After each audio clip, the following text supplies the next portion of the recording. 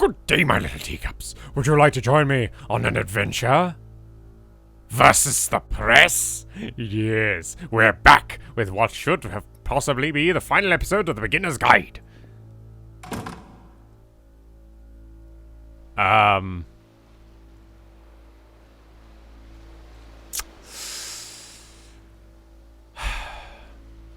Hi.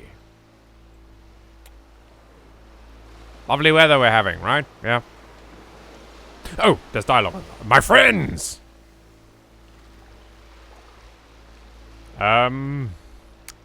It falls on me to deliver bad news. The machine would not apologize to us.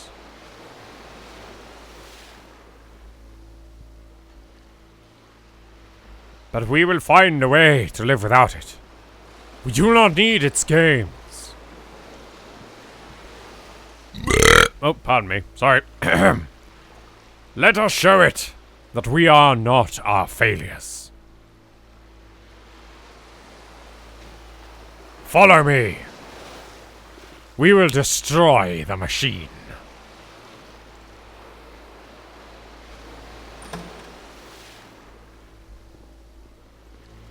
Oh, we're back on stage again. What? What? Oh, hello, gun from earlier. Okay, can I step off of this now? No. No, am I supposed to go backstage? Game. Hello. Remember, you can click to fire the gun. Yeah, but why would I just fire it at nothing? Oh, you want me to fire it at nothing, do you? Fine. Let's point break it. Ah! Oh. Oh, it destroy. Oh.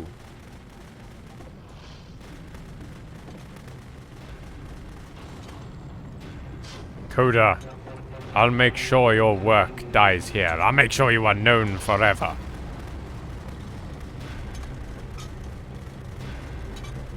So now the work is becoming self-destructive.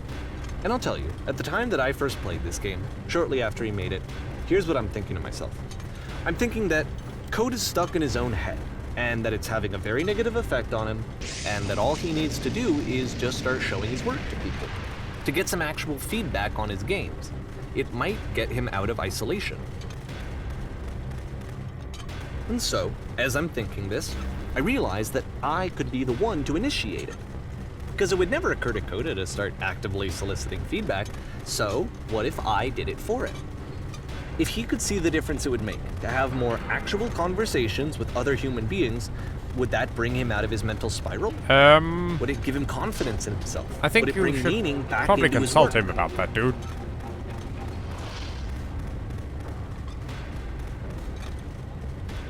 I can't really see anything. Everything's just going white. Oh, the floor. Oh, shit. I've shot through the floor. So I started showing Coda's work to people. I took this one, and the islands which you just played, the theater, the notes, the house cleaning game, and some of the prison escape games. I brought them to people that I knew and trusted. I asked their opinions. And the great part is that they really loved his games. You know, the point of it all was just to give him some external reference point, but they genuinely loved his work. There was nothing for him to be afraid of. So what happened? Oh, it's the machine. And the lamp. Hello? Can I move? Put down your weapon.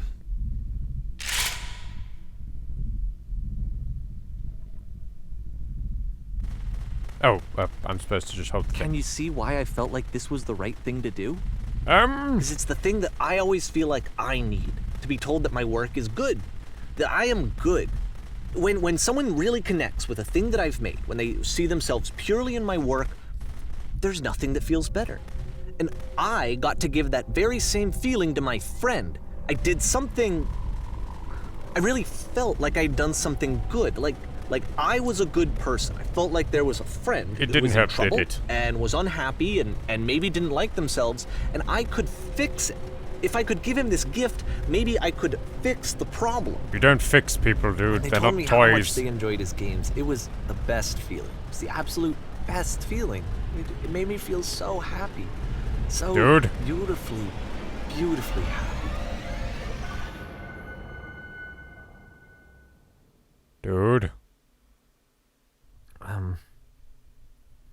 So anyway, Coda finishes this game, and then really he just kind of takes off for a while. So this is June of 2011, and I didn't hear anything from him for several weeks, I guess. And so out of nowhere, one day I get an email, and it's got a private link to a new game of Coda's. This one is called The Tower, and to my knowledge, it's the last game that Coda ever made. Okay. So let's take a look. Let's look into the tower. Let's find out. Loading June 2011. Dude, you went a bit weird earlier. Are you okay? You haven't told me about the artistry of the game in a very long time, or told me what the meaning is. Alright, this is all very familiar. The laminate texture's better. Okay. And this is where I have trouble saying anything meaningful about Coda's work. Because more than anything else, the tower just feels distant. It feels like it's trying to distance itself from the world. It's a very cold game.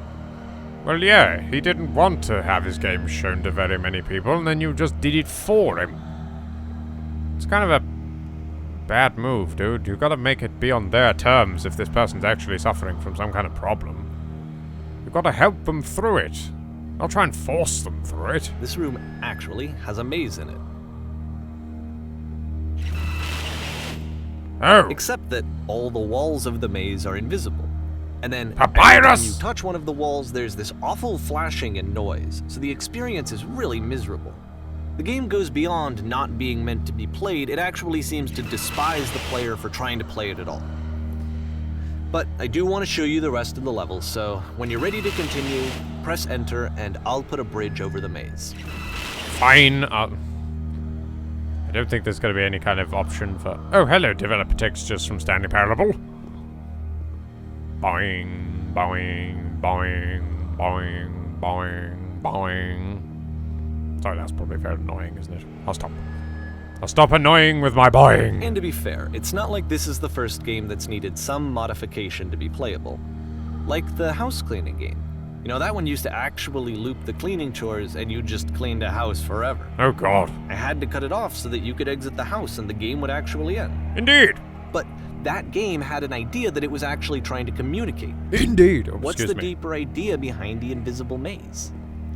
That there are walls to prevent you from getting to your goals, but you can't always see them and they'll come at you by surprise. The only way past this challenge is to randomly guess the 6-digit code. Like the invisible maze, it's frustrating to me, because it's the opposite of everything else that Coda has made. It doesn't encourage thought or engagement. It doesn't ask anything of me, except a lot of my time. If I could have reached him during this time, then maybe I could have asked him, but I couldn't. I still don't really understand why this is here. I'll put the code on the ground for you here, though, so that we can move on. Shit! Wait. This is made by the person who made the Stanley Parable. So maybe 8 does something. No? Well, fair enough. Was that 1... 5... 1, 6... 1, 7.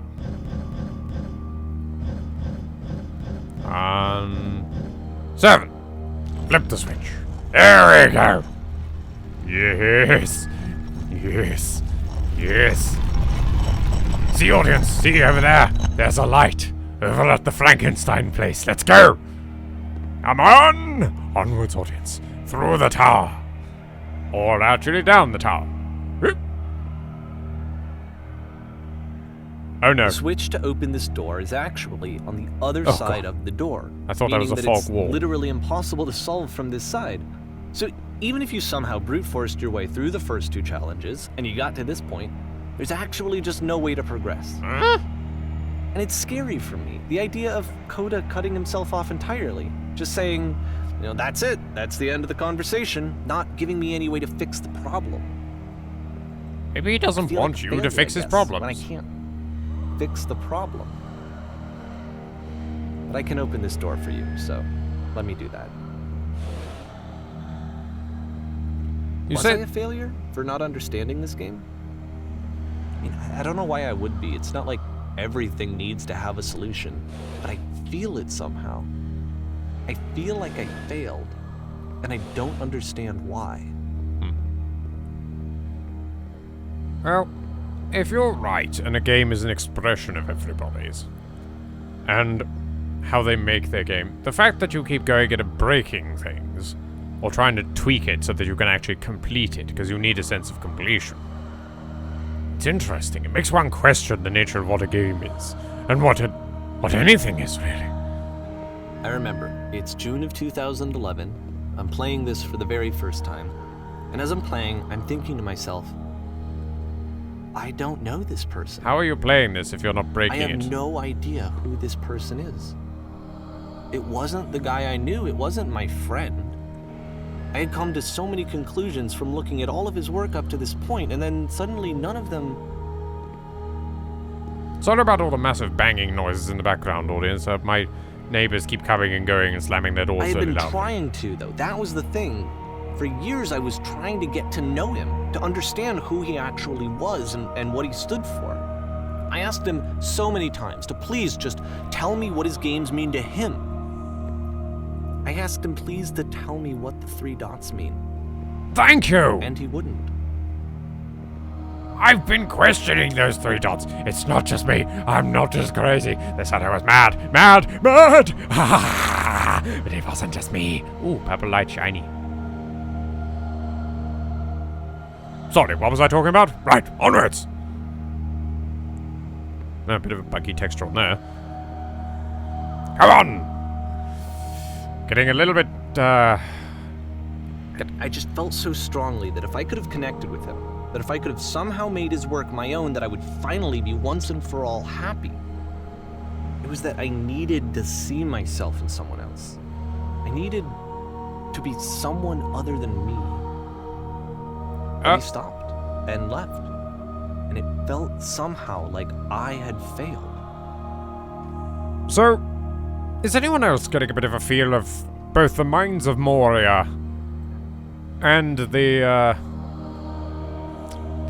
Dwarven Kingdom place in The Hobbit? I've completely forgotten the name of it. But the Misty Mountain one, you know?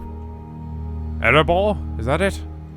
It really looks like a Dwarven Kingdom with all these, like, stone things just all over the place in the archways. It just... I'm sorry. I'm getting carried away with hobbitry.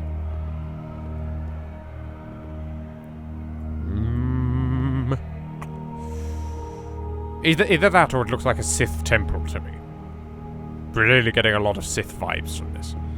With the exception of Connect 4 over here. Come on! There's gotta be something up here. Is Coda up here? Hello, Assassin's Creed logo.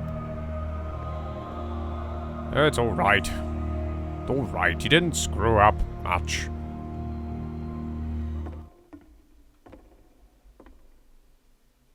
I'm the reason that you stopped making games, aren't I? Told you. It's because of what I did. Told you. I poisoned it for you. See, dude? This is why you don't go sticking your fingers in things. You gotta make it a conversation with the person. You gotta keep working through it. You gotta help them. Not help for them. I don't think I ever told you this, but when I took your work and I was showing it to people, it actually felt... it felt as though I were responsible for something important and valuable.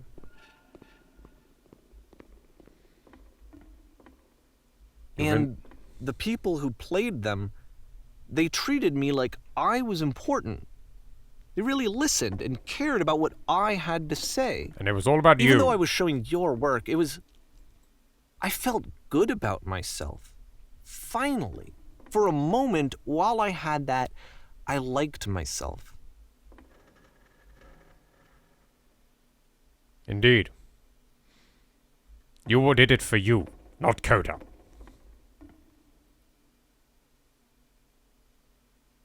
What? What? What? My reality just fell apart. What? You've been adding the lampposts? But why? What was the significance of line a lamppost? I have to know, I have to know. And then you stopped. And I didn't have anything left to show people. I just had to be with myself. You have to make your own and bloody games. As soon as that happened, there was no feeling at all. Nothing. Less than nothing. What does that mean? When I'm around you, I feel physically ill. You desperately need something and I cannot give it to you. I literally do not have it. Struggling to come up with new ideas is not making me depressed. Low points are just a part of the process. The fact that you think I'm frustrated or broken says more about you than me. Indeed. I realize that this doesn't make sense to you just yet. A game can be just a game. Which is fine. You're not my problem to solve. But I do hope that one day it clicks, and that one day you make peace with this thing you are wrestling. I'm afraid that I did something really stupid because I don't like myself. No fucking shit! When you finally see what I'm talking about, don't say anything. What, so we're now doing one of those Facebook posts, are we? Where there's some kind of puzzle in it, and you're not allowed to say it in the comments? Okay, Coda. I'm with you there. I owe that to you, Coda. Come on. The fuck was that? That's why I'm releasing this collection of your work. Is because I haven't been able to find any other way to reach you. I've tried everything. Shit, there's no door. So a part of me has hope that if I put this compilation out into the world, and if I put my name on it, that maybe enough people will play it so that it'll find its way to you, so that I can tell you that I'm sorry. I know I screwed up. If I apologize to you truly and deeply, will you start making games again? Please. I need to feel okay with myself again. And I always felt okay as long as I had your work to see myself in. I mean, is something wrong with me? Yes. Because I know that I did an awful thing, and I'm doing it again right now. Like, I'm showing people your work. You haven't changed. I can't stop myself from doing it. That's how badly I need to feel something again, like I'm an addict. There has to be something wrong with me. Can I apologize? What if I tell you I was wrong? Will that work? Will that fix it? I don't know. I don't think it will, but there's nothing else that I can do. Just tell me what you want. I'm sorry. I'm sorry. Please, start making games again. Please help me. Please give me some of whatever it is that makes you complete. I want whatever that wholeness is that you just summoned out of nothing and you put into your work. You were complete in some way that I never was. And I want to know how to be a good person. I want to know how not to hate myself. Please. I'm fading, and all I want is to know that I'm going to be okay. You're going to be okay, dude. It will get better. Yes, is this how you comfort people?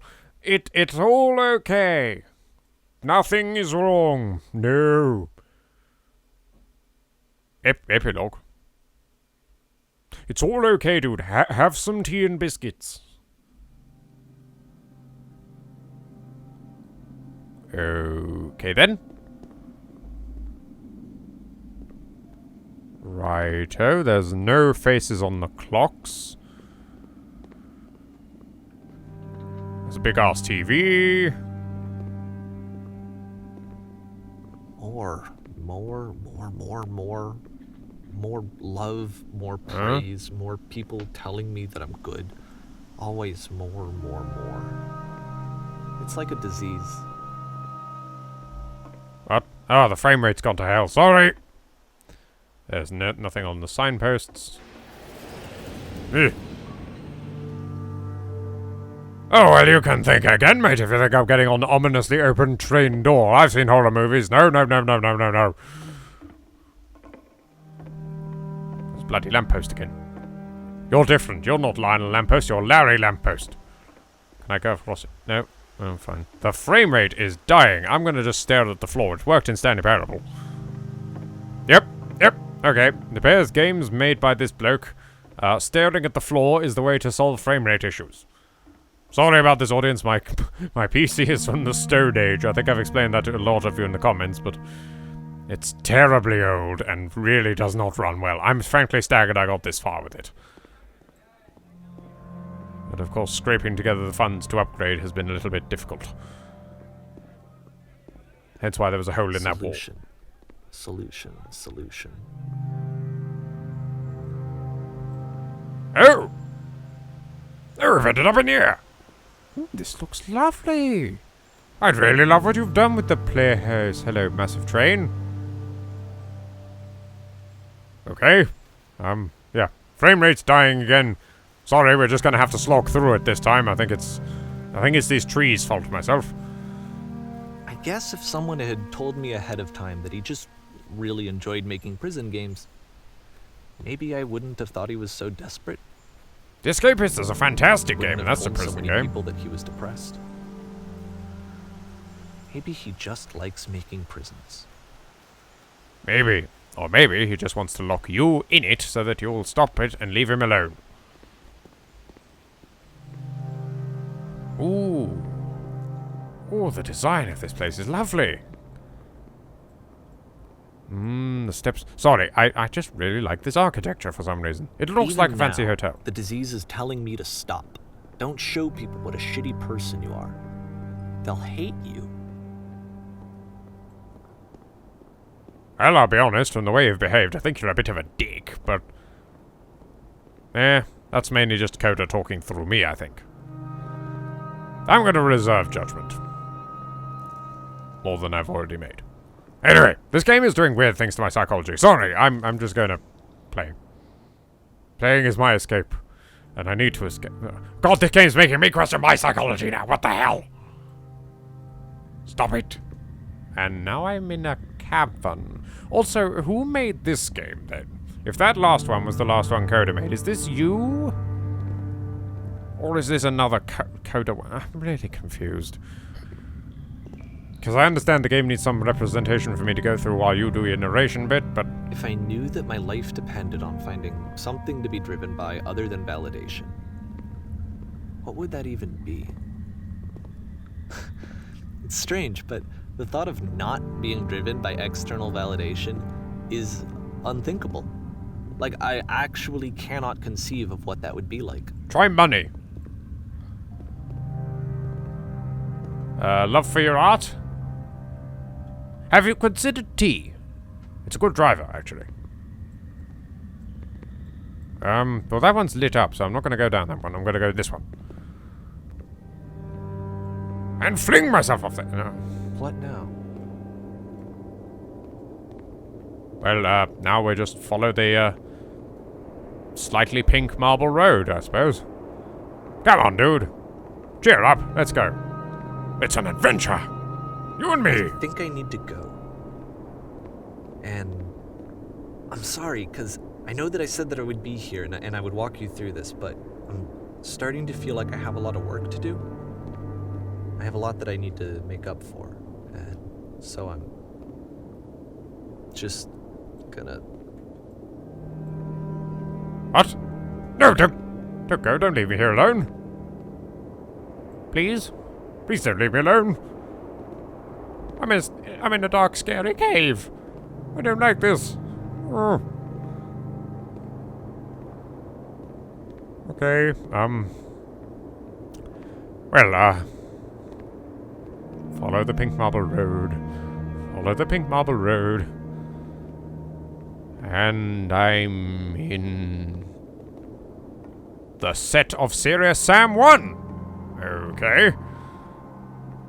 Frame rate again. No. No. It's a dramatic finish. Don't kill the frame rate, please. Please. He did nothing to you. Spare the frame rate. No, sod it.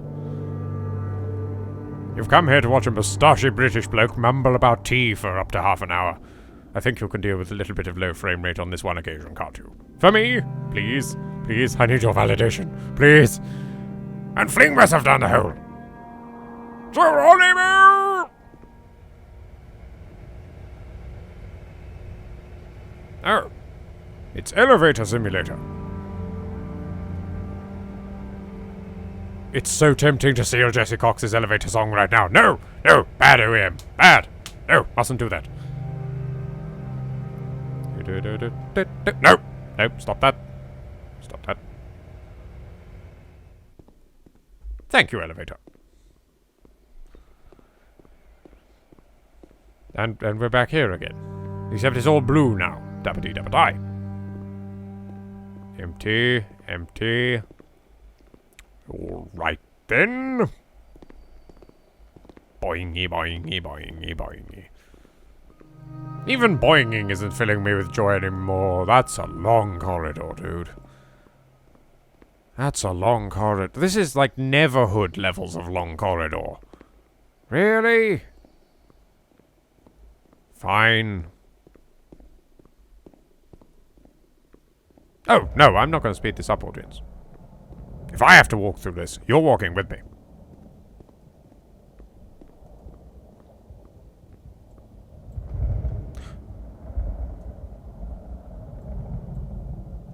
I wasn't quite sure if the walls were moving again there.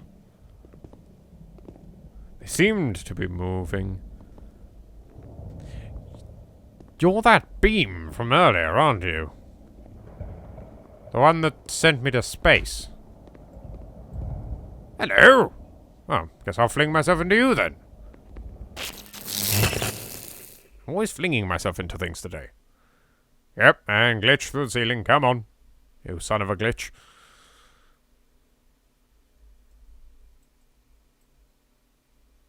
Is that it? Is it over? Is it done? I don't know. I'm really concerned and questioning. Hello, Labyrinth! Or possibly the Legendary Films logo. Yet miraculously, this isn't killing the frame rate.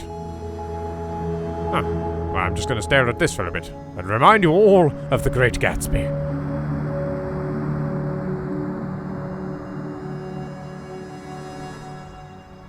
Is anything interesting happening in the stars? No? Napster Blook? I'm actually so pleased some of you noticed Napster Blook hiding in the first episode of this.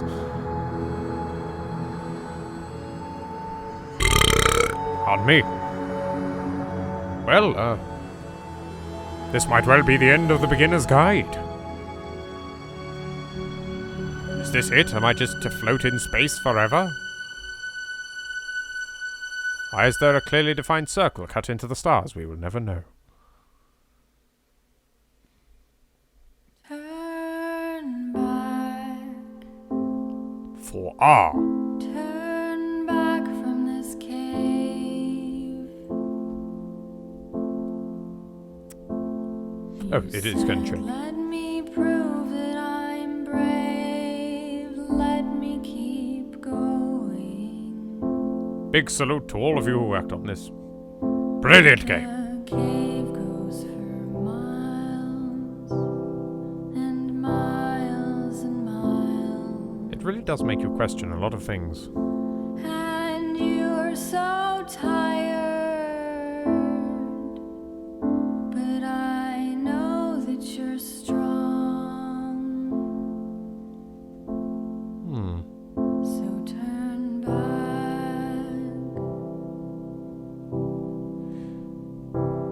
I'm just holding off commentary just for the moment because I'm not sure if he's going to suddenly start talking. He's had a bit of a habit of doing that all through this playthrough. Come on, dude. I'm waiting for it one last time. No? No! Oh my goodness, oh. That's the end of the game, audience. That is the end of the game, isn't it? Checking. Yep, that's the end of the game. Well, that was the beginner's guide.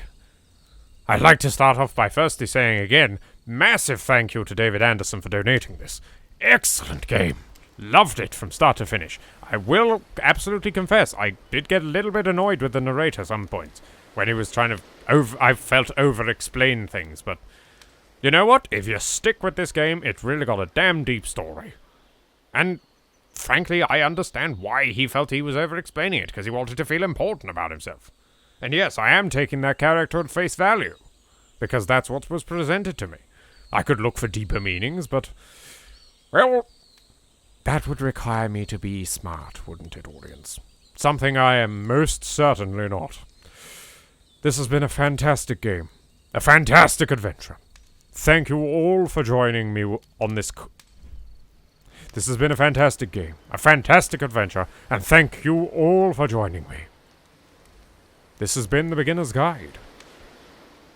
A very strange but quite beautiful game that makes you question a lot of things about your own life and your work, your hobbies, who you are. What the Stanley Parable is to questioning games, this questions you as a person through games. And so, for one last time, Julian can't go! Thank you very much for watching, audience. I have been the Over-Englishman. This has been the finale of The Beginner's Guide. Please, never forget to take a moment to like the video, to comment, to subscribe, to check out some of these beautiful people listed here. Love you all, and farewell!